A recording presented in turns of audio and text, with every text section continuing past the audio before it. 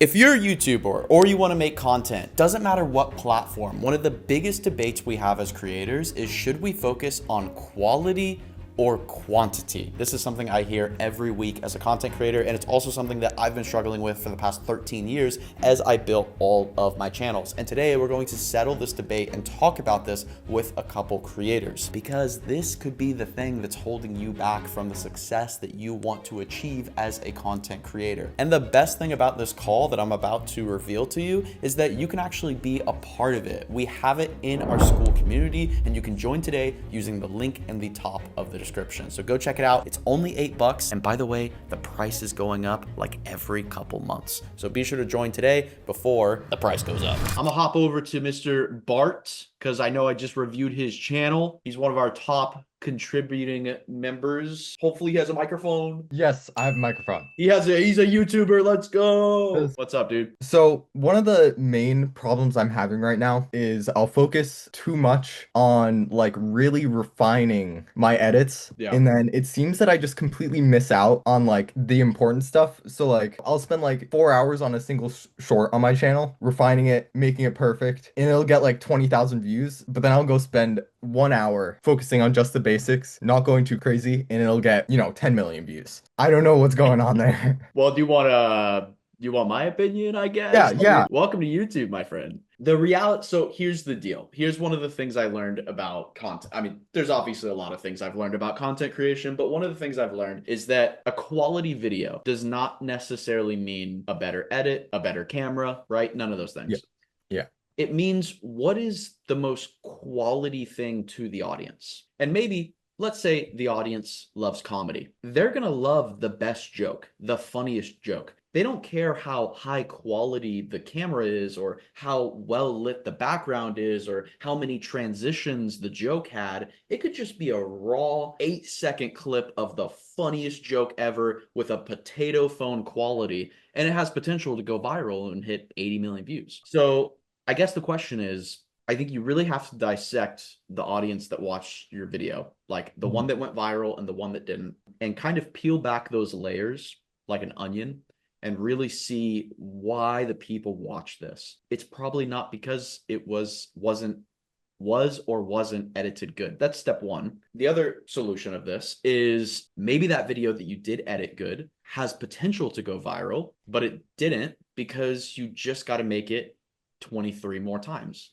So this is something I talk about a lot. If you guys watch like the YouTube videos and stuff. So my first viral video, this was my first viral video ever. It was my 574th upload. It was a video called Top 20 Minecraft Mods. You can go back and look at it. This was my first video to ever hit 1 million views. I was about 3.5 years into YouTube. But the crazy thing about this video was not the fact that it hit 1 million views or it was my 574 whatever video. The crazy thing about it is I made 23 versions of this video over and over and over and over and over again. And then the 24th version went viral. My point is that video that you made might go viral. Just make it 23 more times. Yeah, definitely. That answered another one of my questions, which was like, well, kind of. It was just like, how do I know like if a video I post is just a bad idea or if I just didn't execute it well? I feel like the only way to figure that out is just do it again. Well, I don't know if there's ever such a thing as a bad idea. Well, there can be combinations of bad ideas. There's so many ideas out there on YouTube that they can't, like most of them are good. They're usually just executed poorly. Like if I make a video, right? Like this, oh my gosh, it's bright. I just looked right into that light right there. If I make a video reviewing that light and my audience is film people, would that be a bad video? Not really. It's a new light. It just came out. A lot of people are talking about it. My audience is full of people that film videos. There's some movie guys that watch my content, right? So like that would not be a bad video. There's nothing bad about that video. Now, could I execute it poorly? Could I have a terrible opinion review on that video? Of course, there could be a lot of other things that I throw into the mix. But the other thing you have to consider is like when I think of video ideas personally, I think of, do I have my chart over here? This is like how many videos I posted like every year. So you can see like on year 5, I was posting like 800 videos, 887 and whatnot, like just crazy numbers, right? I was Yeah. psychotic, whatever. But my point is, the reason I show you that is because the only reason I was able to post that many videos and think of that many ideas was because I was branching all of my ideas kind of like a tree. And this is something I talk about in Blueprint University, but I would think of one idea and it would branch into 20 ideas. My editing team is downstairs right now and they're actually putting together a video. I'm sure if you guys have seen my content, you've seen our videos where it's like, I filled my house with this, or I Yep. turned my house. Yeah, those are like some of our biggest videos, but they're putting together a big, basically movie of all those videos. And we just realized we have a total of like 45 of those videos. 45 videos of me filling my house with stuff. So my point is like when I think of ideas, I don't think of one idea. I think of 50 and then I fill in the blank because you have like I turned my blank into blank. That's a Mm. format. That's a blueprint, whatever you want to call it. This is a blueprint, so we'll call it a blueprint. But when you fill in the blank, right? Like I turned my kitchen into a fish tank. I turned my bathroom into a trampoline park. I turned my bedroom into a skate park. You see how you can just think of like that. You could probably think of 500 video ideas right there. And of course, you can use AI to do it too and just go bananas with it. That's kind of my advice to you. And then what I do is after I just get a huge list, I actually did this morning. I thought of like 400 video ideas for this one format. I know it sounds crazy. I know it sounds crazy. I'm not going to film 400 videos on this one format, but I picked my top 5. So I thought of 400 ideas on this one format. It was fill in the blank.